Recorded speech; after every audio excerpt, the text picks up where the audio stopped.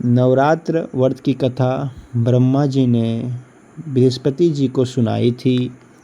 ब्रह्मा जी के अनुसार प्राचीन काल में मनोहर नगर में पिटथ नाम का एक अनाथ ब्राह्मण निवास करता था। वह माँ दुर्गा की काफ़ी पूजा किया करता था। उसके घर सुमति नाम की कन्या का जन्म हुआ। पिता प्रतिदिन देवी दुर्गा की पूजा करते थे तो सुमति उपस्थित रहती थी। एक दिन सुमति खेलती रह गई और पूजा में नहीं आई। पिता को पुत्री की इस बात का क्रोध आया और बोला, आज तूने भगवती का पूजन नहीं किया, इस कारण मैं किसी कुष्ठ रोगी या दरिद्र मनुष्य के साथ तेरा विवाह करूँगा। पिता के वचन सुन सुमति बोली, मैं आपकी कन्या हूँ तथा सब तरह के आपके अधीन हूँ। जैसी आपकी इच्छा हो वैसा ही करो। राजा से, कुष्ठी से, दरिद्र से अथवा जिसके साथ चाहो मेरा विवाह कर दो, लेकिन होगा वही जो मेरे भाग्य में है। ब्राह्मण ने क्रोधित हो सुमति का विवाह एक कुष्ठी के साथ कर दिया और अत्यंत क्रोधित हो पुत्री से कहने लगा, हे पुत्री, अपने कर्म का फल भोगो, देखे भाग्य के भरोसे रहकर क्या करती हो। उस बालिका की दशा देखकर भगवती प्रकट हुई और बोली कि पुत्री, मैं तेरे पूर्व जन्म के पुण्य के प्रभाव से प्रसन्न हूँ। तू पूर्व जन्म में निषाद की स्त्री थी और अति पतिव्रता थी। एक दिन तेरे पति निषाद ने चोरी की। चोरी करने के कारण तुम दोनों को सिपाहियों ने पकड़ लिया और ले जाकर जेल खाने में कैद कर दिया। नवरात्र के दिन तुमने ना तो कुछ खाया और ना ही जल पिया। इस प्रकार 9 दिनों तक नवरात्र का व्रत हो गया। हे ब्राह्मणी, उन दिनों जो व्रत हुआ उस व्रत के प्रभाव से प्रसन्न होकर मैंने तुझे मनोवांछित वर देती हूँ।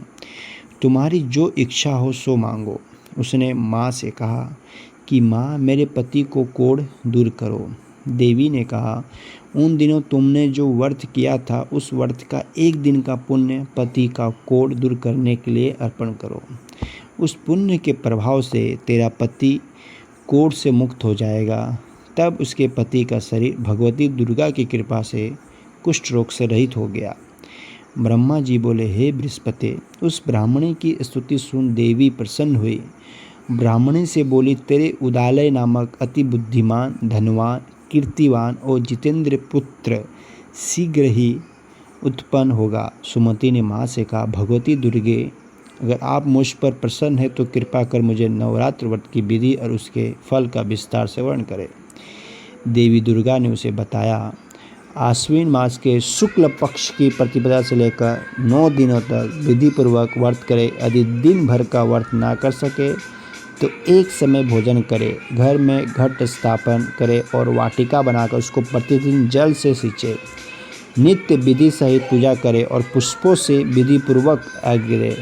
खांड, घी, गेहूँ, शहद, जौ, तेल, बेल, नारियल, दाख और कदम आदि से हवन करे।